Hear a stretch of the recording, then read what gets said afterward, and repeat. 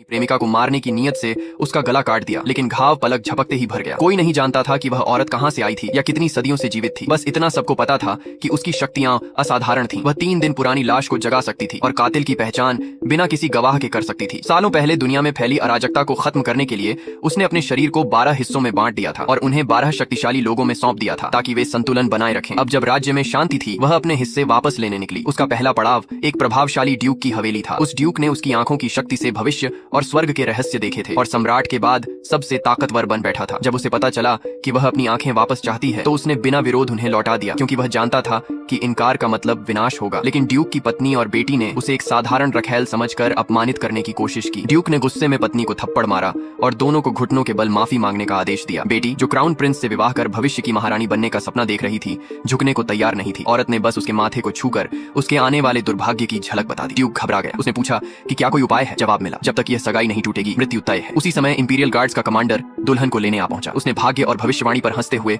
औरत को ढोंगी कहा। उसने कहा कि यदि वह सच में भविष्य देख सकती है तो सबूत दे। औरत ने शांत स्वर में कहा कि सच जानने की कीमत होती है। कमांडर ने उसका मजाक उड़ाया और दावा किया कि वह सबको बेवकूफ बना रही है। अचानक हमला हुआ। कमांडर ने फुर्ती से हथियारों को मार गिराया और समझा कि खतरा टल गया। दुल्हन की सेडान चेयर सुरक्षित महल पहुंची, लेकिन जब क्राउन प्रिंस ने घूंघट उठाया तो अंदर सिरकटी लाश थी। सिर उसके सामने लुढ़क गया और महल में चीखें गूंज उठी। संदेह सीधा उस रहस्यमयी औरत पर गया। सम्राट ने 3 दिन में सच उजागर करने का आदेश दिया। कमांडर ने उसकी गर्दन पर तलवार रखकर पूछताछ की। औरत ने बिना डरे ब्लेड को अपने गले पर चलने दिया। घाव तुरंत भर गया। फिर उसने तलवार को हल्के से छुआ। धार बर्फ की तरह जमकर टुकड़ों में बिखर गई। यह दृश्य देखकर कमांडर भी सन्न रह गया। औरत ने प्रस्ताव रखा, यदि वह सहयोग करे तो वह मृत दुल्हन से ही कातिल का नाम बुलवा सकती है। मजबूर होकर कमांडर मान गया। उसने लाल धागा निकाला और उससे दुल्हन का धड़ और सिर सिलने को कहा। फिर केस से जुड़े सभी लोगों को बुलाने का आदेश दिया। माता पिता शोक में डूबे हुए भी उस पर आरोप लगाते रहे, लेकिन कमांडर ने सबको शांत कराया। क्राउन प्रिंस भी वहां पहुंच गया। उसका चेहरा पीला और आंखें शून्य थीं। जब सभी उपस्थित हो गए, औरत ने सब पर एक गहरी नजर डाली। अब सच सामने आने वाला था और किसी की किस्मत उससे बच नहीं सकती।